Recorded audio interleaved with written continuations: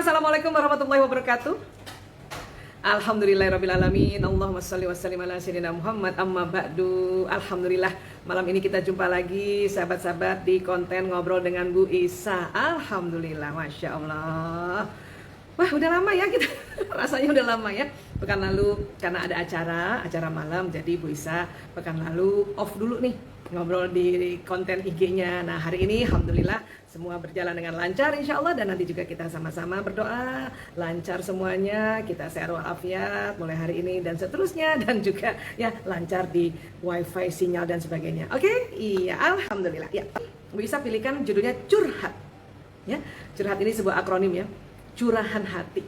Ini kan bahasa gaul gitu ya, bahasa gaul gitu ya. Ya, jadi curhat itu adalah kondisi seseorang yang ingin menceritakan keluh kesahnya kepada orang lain atau pada seseorang yang dia percaya, ya. Jadi ada kalimat yang dipercaya, ya. Nah, biasanya memang manfaatnya adalah membuat seseorang itu jadi lebih ringan gitu ya. Jadi merasa, aduh, saya sudah bisa melepaskan ya beban-beban saya ini ke orang lain gitu ya. Biasanya kayak gitu. Dan biasanya juga ya untuk mencari bantuan solusi, biasanya curhat ini, ya. Nah, namun memang ya harus juga tahu bahwa tidak semua orang bisa juga kita tumpahkan atau curahkan. Ya, kita punya kekesalan kah, kita punya unek-unek gitu ya. Karena apa? Karena satu, belum tentu orang yang kita tumpahkan itu siap juga. Ya, belum tentu juga orang yang kita tumpahkan curahannya itu juga dia mempunyai cara-cara untuk mengatasi ya perasaan dia juga. Karena kalau kita curhat sama orang dan orang itu nggak siap, jadi orang itu yang kita tempatin curhat kepikiran masalah kita dan dia terbebani. Nah, kasihan kan? Iya. Nah, cuman kita juga harus tahu, kadang-kadang curhat ini biasanya memang didominasi oleh perempuan. Ya, karena memang perempuan ini kan ya dari sisi otaknya ini membutuhkan sesuatu yang untuk dia lepaskan atau dia ceritakan. Jadi istilahnya gini, perempuan itu diomongin dulu masalahnya baru dia pikirkan. Itu perempuan. Ya, laki-laki beda. Laki-laki dipikirkan dulu baru diomongkan. Nah, ini yang makanya banyak sekali curhat itu kita yang perempuan, ya. Dan rata-rata yang datang ke tempat-tempat curhat yang memang tempat-tempat curhat yang memang sudah apa ya istilahnya ya, sudah memang profesional gitu ya, datang untuk konsultasi atau konseling, itu memang rata-rata juga perempuan, ya. Kenapa? Karena di otak perempuan itu ya, kalau ada problem dan dia sudah lepaskan itu betul-betul ya, jadi masalah yang muter-muter di kepalanya akhirnya dia bisa simpan di memorinya, dan kadang ya cuman ngomong doang ya, nggak perlu solusi, nanti kita habis curhat langsung, oh harusnya kayak gini nih gitu ya. Nah, ternyata memang banyak sekali di antara kita yang perempuan-perempuan ini cuman pengen ngomong aja, melepaskan kepenatan dan melepaskan segala beban, habis itu terus dapat solusinya sendiri. Ya, nah ini yang kita perlu tahu. Kalau laki-laki, nah ini ya teman-teman ya yang sudah berkeluarga nih ya, juga yang jadi ibu. Kalau ada suami sedang merenung di rumah karena dia mikirin tentang apa yang dia nanti ya akan lakukan, atau dia lagi memikirkan masalahnya, itu mereka nggak suka diganggu, nggak suka ditanya-tanya. Kenapa sih Boy cerita sama aku kan istrimu gitu. Atau anak laki, ya Boy cerita sama bunda kan ibumu yang melahirkanmu. Sebetulnya mereka pengen bilang sama kita, diam, cuman takut durhaka. Ya, jadi biarkan, kasih waktu ya para laki-laki, baik yang suami ataupun anak laki, untuk dia memikirkan. Kita bisa bilang begini, ya kalau nanti udah mau cerita sama aku ya, panggil aku untuk cerita ya gitu. Kalau untuk laki-laki. Tapi kalau buat kita perempuan, biasanya kita ngomong aja kadang-kadang, dan sebetulnya tidak butuh solusi, hanya mau didengarkan, ya. Nah, ada lagi nih kendala-kendala ya. Tadi selain misalnya orangnya belum siap untuk dicurhatin ya, dan sekarang sedang pandemi kayak gini, coba siapa kita mau curhat sama siapa coba ya. Walaupun kita punya teknologi komunikasi lewat gadget, kita bisa chat, kita bisa video call, kita bisa mungkin Zoom ya. Cuman kadang-kadang semua orang sedang terbebani saat ini ya. Tentunya kita bisa pilih tenaga profesional sebetulnya. Ya, teman-teman psikolog dan teman-teman terapis, konselor yang sudah terlatih, itu sebetulnya bisa kita ajak untuk menyampaikan curahan hati kita ya. Hanya sekali lagi, kondisi kayak gini, mereka juga kadang-kadang belum bisa buka praktek secara offline, termasuk Bu Isa. Ya. Nah, jadi gimana dong Bu Isa? maka sesungguhnya memang sebaiknya kita curhat sama siapa? Ya, yang kapan saja siap, di mana saja siap, dan juga jawabannya insya Allah pasti benar. Nah, pada siapa? Iya, pada Allah Ta'ala. Ya, jadi sekali lagi memang curhat seperti itu. Jadi sebisanya curhat dulu sama Allah. Ini prinsip dalam Islam ya. Curhat dulu sama Allah. Kemudian nanti mohon petunjuk ya Allah, kasih petunjuk ya Allah. Saya harus cerita sama siapa ya Allah? Paling tidak untuk melepaskan beban ini ya Allah.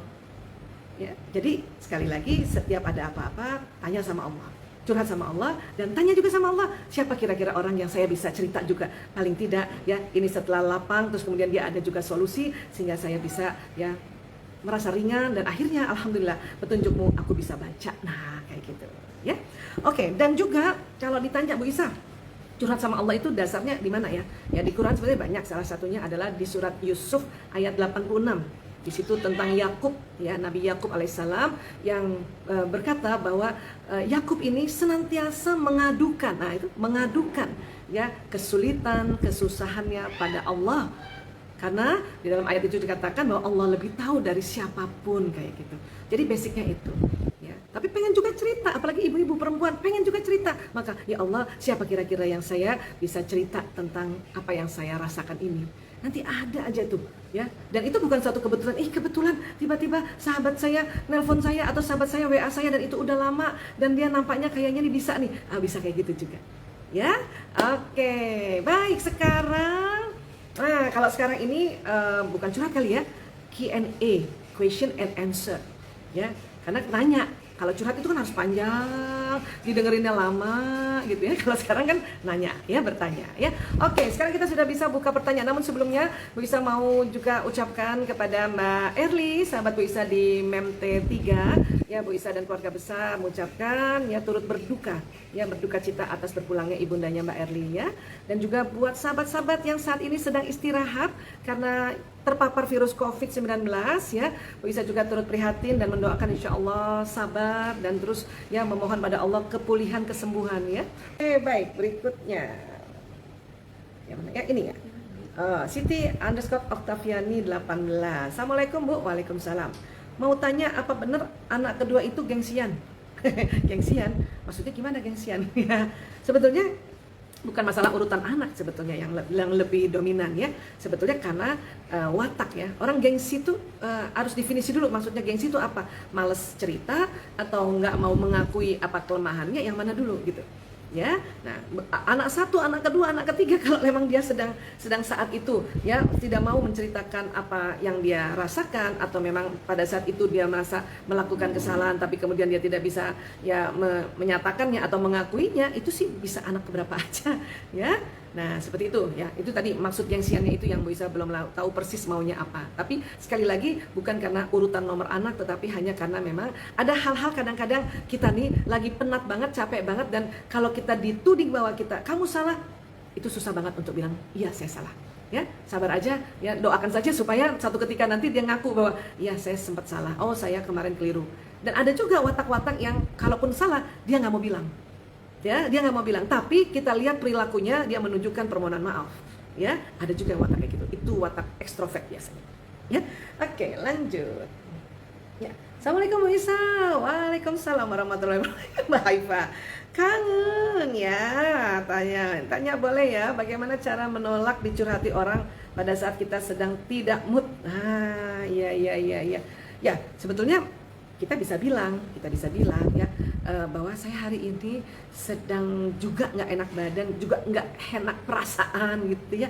Kapan-kapan aja ya curhatnya ya, mungkin kayak gitu Mbak. Ya.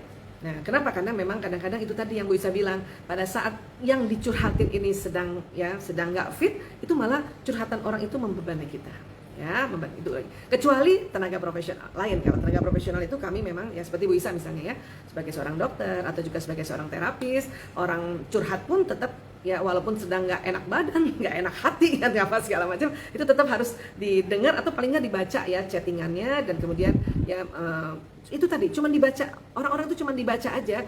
Terus misalnya Bu Isa bilang, ya alhamdulillah saya sudah baca, ya saya turut prihatin, itu mereka udah enak banget perasaan saya. kayak gitu juga sih ya. Nah jadi kalau misalnya buat teman-teman yang memang bukan profesinya ada sebagai seorang konsultan, itu tentu bisa ngomong aku lagi nggak enak hati atau aku lagi capek, aku lagi penat, kapan-kapan aja ya, kurang lebih kayak gitu ya.